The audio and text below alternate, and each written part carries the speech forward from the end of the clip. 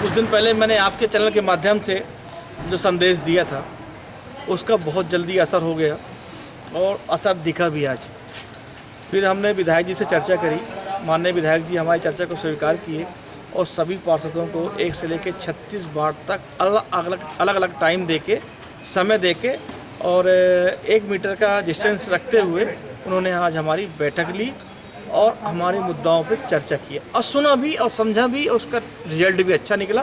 मैं विधायक जी को बहुत बहुत धन्यवाद देता हूं कि जो आज पार्षदों का मान बढ़ाया उन्होंने, और ऐसा विधायक है जो पार्षदों का मान बढ़ाना बहुत बड़ी बात होती है। पार्षद क्या चाहता है कि हमारा मान सम्मान तो मिले, साथ में हमारी व्यवस्थाएं, जैसे हमारे वार्ड में कोई समस्या है वो सुन लिया जाए या हमारी समस्या सुन लिया जाए, और पार्षद इसके अलावा जनता सहयोग चाहता है।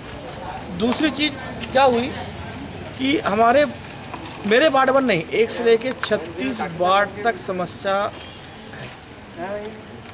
अभी तक ये क्लियर नहीं हो रहा था कि नगर पालिका क्या जो अभी समितियां हेल्प कर रही क्या, कि उनकी समितियों के द्वारा भोजन बंटवा रही है या उन समितियों के द्वारा राशन बंटवा रही है। अभी तक मार्केट में चर्चा बहुत था कि नगर पालिका सहयोग कर रही। मैंने उस दिन बोला भी आपके चैनल के माध्यम से कि नगर पालिका कोई सहयोग नहीं कर रही, लेकिन सीएमओ साहब किसी भी पार्षद को बुला के ये जानकारी नहीं दे पाए कि भैया जो अनाज दाता हैं, धन दाता हैं, ये देते हैं, उनका पैसा सुरक्षित रखा हुआ है और जो अभी कर रहे हैं वो अपना स्वयं खर्च से कर रहे हैं। आज ये नगर पालिका में क्लियर हुआ।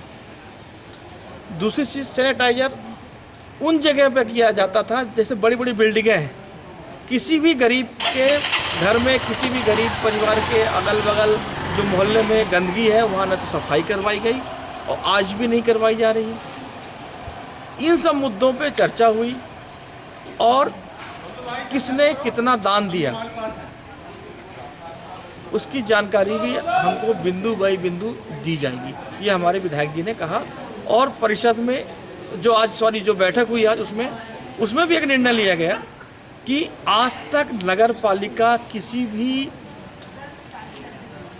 समिति को, जो समिति भोजन बांट रही है, उसे कोई सहयोग नहीं करी। वो स्वयं अपने से सहयोग करते हैं। जो दानदाता हैं दान देते हैं, उसमें से कार्य करते हैं। अगर मैंने कुछ दिया उसमें से कार्य करते हैं, आपने कुछ दिया उसमें से कार्य करते हैं, लेकिन नगर पालिका उनको सहयोग नहीं करे। नगर पालिका में जो अभी 20 बोरा गेहूँ, 20 बोरा चावल विधायक जी के मार्फत से दिया गया, वो उसको उन्होंने बताया और उसको उन्होंने ये बोला कि उसको जो है हम जो समिति बना रही है, जो भोजन बना रही है, उस समितियों को देंगे। और जो पैसा है, पैसा बनाने के लिए जो वहाँ कर्मचारी काम कर रहे हैं, जैसे उनका गैस है और उनकी जो व्यवस्था है वो बनाने में उसका यूज़ करेंगे। अभी करीब सैनिटाइज़र वाला जो बात हुई थी कि सैनिटाइज़र अफवाहें फैली थी कि इतने का लिया, लेकिन आज ये क्लियर हुआ कि सैनिटाइज़र 2 लाख से ऊपर कोई भी खर्च नहीं हुआ। लेकिन यहाँ कमी आ रही है, जो गरीब मध्यम लोग हैं उनमें सैनिटाइज़र उनके घर के आसपास नहीं डाला जा रहा, बड़ी बड़ी लोगों की बिल्डिंगों में किया जा रहा। ये मुद्दा मैंने उठाया और मुद्दा ये सही था। विधायक जी ने ये बोला सीएमओ साहब को कि आप समानता हर वार्ड को देखें और सभी वार्डों में सैनिटाइज़र करवाएं। दूसरी चीज़, सीएमओ साहब आज तक जो किसी पार्षद को बुला के नहीं पूछा कि आपके वार्ड में क्या काम है, क्या स्थितियाँ हैं, लेकिन आज ये स्थिति बनी कि हमको विधायक जी को सब समस्या बतानी पड़ी और आज फिर सीएमओ साहब ने हमको बुला के विधायक जी के साथ बैठक कराई। अगर यही बैठक कुछ दिनों पहले हो जाती तो आज हम पार्षद ऐसी स्थिति में नहीं होते कि किसी वार्ड में काम हो रहा है, किसी वार्ड में नहीं हो रहा। तो सबको एक साथ देखना है, एक साथ काम करना है। अगर किसी को समस्या है तो हम सीएमओ साहब से बताएंगे। आज ये क्लियर हुआ और सीएमओ साहब ने बोला कि भाई मैं आज के बाद डायरेक्ट जो है पार्षद से कांटेक्ट करूंगा और पार्षदों की समस्या सुनकर उस हिसाब से काम करूंगा। तीसरी बात ये रही कि हम सीएमओ साहब के पास जाते हैं तो हमको समय नहीं मिलता।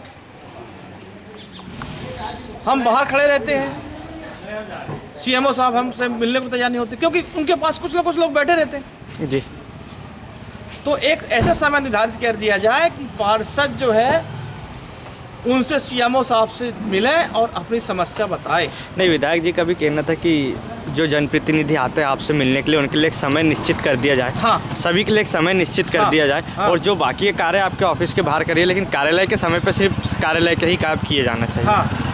अब कई लोग ऐसे बैठ जाते हैं, उनके पास बेफालतू के रोड बैठ जाते हैं। अब मान लीजिए, चलिए मैं तो ठीक है भाई, जनप्रतिनिधि हूँ, हफ्ते में 2 बार 3 बार आऊँगा, हो सकता है डेली आ जाऊँ जी। लेकिन कुछ ऐसे कर्मचारी रहते हैं जो फाइल लेके बैठे रहते हैं, इसमें साइन कराना है, वो नहीं कर पाते साइन, खड़े रहते हैं बेचारे बाहर। तो हमको भी खुद सोचना चाहिए, अगर मान लीजिए मैं बैठा हूँ, मेरा काम हो गया है सीएमओ साहब के पास से, तो मैं उठ के कहीं और जाके बैठ जाऊँ, वहाँ अपना समस्या हल करूँ, वहाँ अपना मतलब कार्य करूँ। लेकिन यहाँ ऐसा नहीं हो रहा था। लेकिन इस चीज़ को हमने विधायक जी को बताया, सीएमओ साहब को भी याद दिलाई, तो सीएमओ साहब ने विधायक जी के सामने बोला कि पार्षदों का जो समय होगा वो समय होगा, उस बीच में पार्षद कांटेक्ट करेंगे। और सीएमओ साहब ने भी ये बोला कि भैया जब कोई कार्य होगा तो मेरे से सब लोग मिले, नहीं तो अपने अपना काम करें। तो कम से कम उनका चैम्बर खाली रहेगा, हमारा समय रहेगा, तो हम पार्षद जाएंगे उनके पास, अपनी समस्या बताएंगे, उसके बाद हल होगा। अब मैं तो ये तक बोला कि सीएमओ साहब आप हमसे डायरेक्ट संपर्क करिए और हमारे लायक कोई कार्य है तो बताइए, हम आपके साथ कंधे से कंधा मिलाकर खड़े हैं और सहयोग करेंगे। लेकिन जब हमको आप बताओगे, हमको बोलोगे, हमको समस्या बताओगे, ठीक। मैं आपके चैनल माध्यम से ये सूचना देना चाहूँगा, एक जानकारी देना चाहूँगा कि लॉकडाउन के समय घर पर रहें, सुरक्षित रहें, आवश्यक कार्य, बहुत आवश्यक कार्य पड़े तभी निकलें, अन्यथा अपनी सुरक्षा, अपने परिवार की सुरक्षा बहुत ज़रूरी है। इसके बाद अगर अपने पास समय बचता है तो अपन दूसरे की सुरक्षा करने की कोशिश करें। अगर हर व्यक्ति अपना अपना सुरक्षा कर लेगा तो लॉकडाउन का सही रिजल्ट मिलेगा और सही परिणाम मिलेगा।